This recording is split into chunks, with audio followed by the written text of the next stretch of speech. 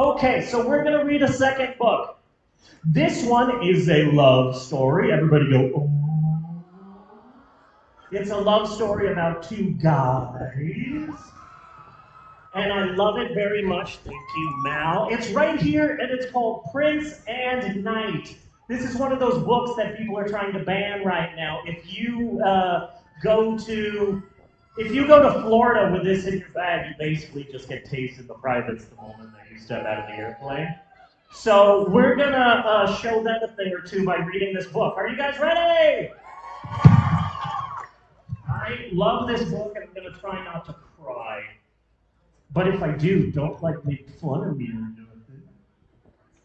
Prince and Knight. Words by Daniel Ha. Once upon a time, which is a great way to start a story. Every story should start with once upon a time.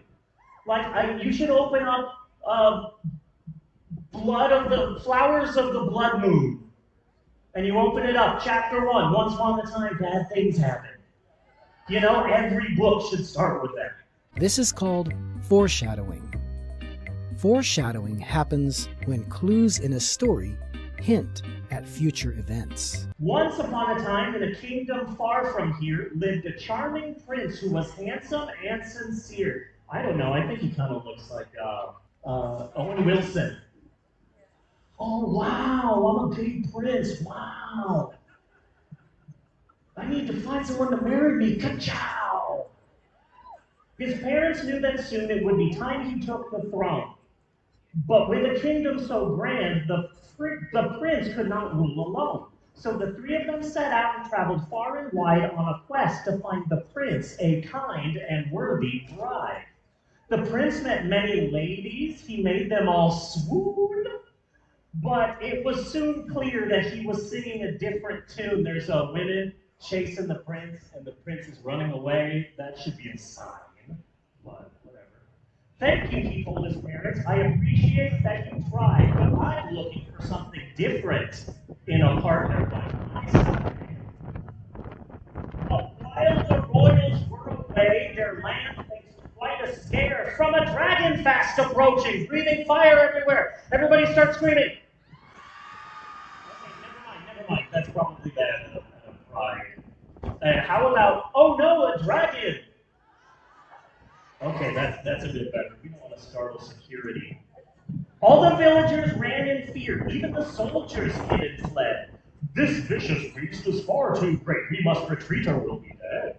The prince heard the dreadful news and he raced home with all his might to protect his precious realm. The prince was ready for a fight.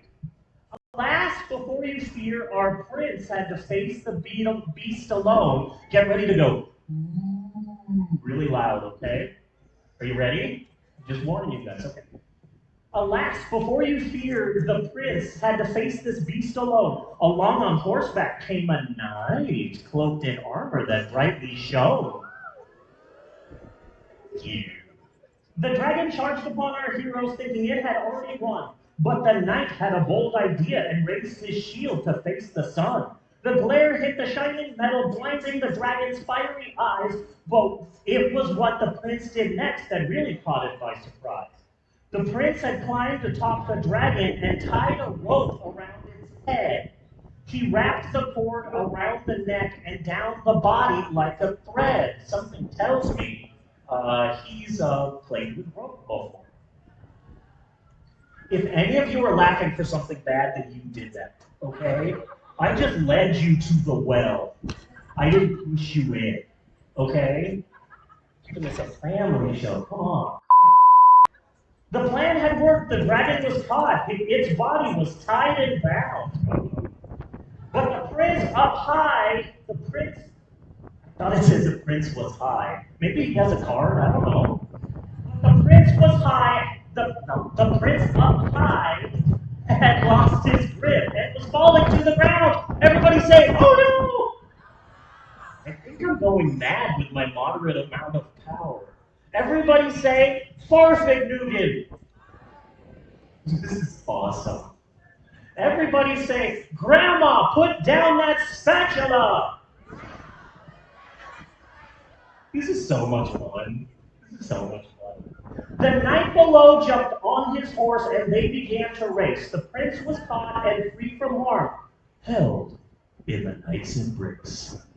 You saved my life, and you saved mine, they said to one another, and in a flash to each it felt there simply was no other. Everybody go, oh.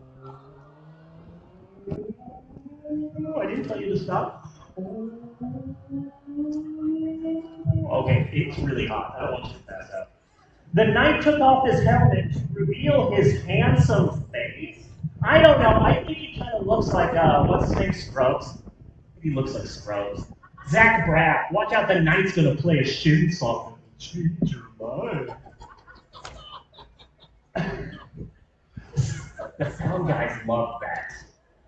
Thank you. Thank you, Jimmy. I don't know if their name is Jimmy.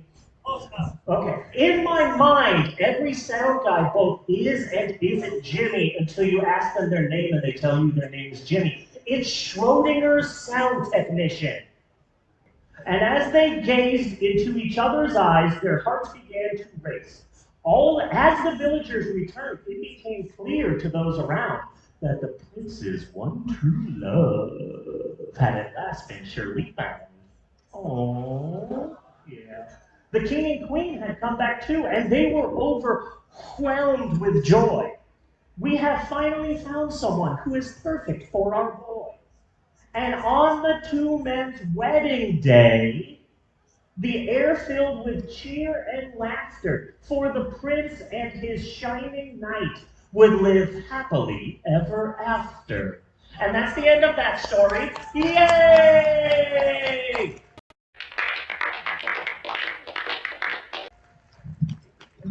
We're not trying to, Mal, give me the big pile. We're not trying to recruit anyone. We just want equality. But there are some people out there for whom equality is bad because they've always just been in charge. And so when you say, hey, we want to be treated as equals, then they get upset. But anyway, I have one book left, but before I do, I have a giveaway. Who wants some free things? Okay, dial it down. Okay, I am from Shawnee. So here's the thing. I wanted to start giving away t-shirts, not because I wanted to give out t-shirts, but because I just thought this will be my one and only time to get away with shooting strangers with a t-shirt cannon. And I was going to George Romero this summer. I was going to go headshot, headshot, headshot, headshot, back there, headshot. But again, I couldn't get one, so I thought, what can be a nice giveaway that I can afford? Well, have I got something special for you? I have 7 copies of Nickelodeon's The Naked Brothers Band on DVD! Who wants a copy of The Naked Brothers Band on DVD? I am 100% serious. So I've got one last book. No, bring all of them. I've got one last book, and it's since it's the last book, I wanted to do something special. So I'm gonna have you guys choose which book I read. I've got The Very Hungry Caterpillar, which at its heart is about transitioning. And I have, no, I'm not reading Other Places You'll Go. First off, it's like 8 hours long. Secondly, the only time you should ever read Other Places You'll Go is when you're graduating high school and you're rummaging through the 30 copies your relatives have given you. This book is single-handedly keeping Barnes & Noble in business. No, I've got another book. It's a little bit shorter. Here it is, Killers of the Flower Moon!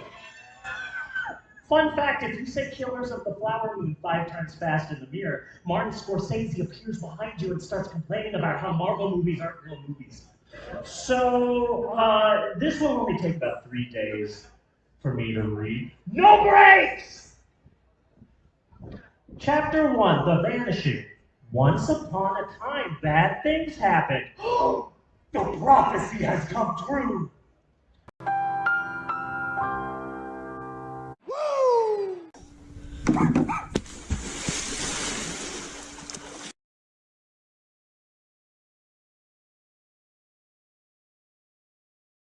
I'm done. And we say bye-bye.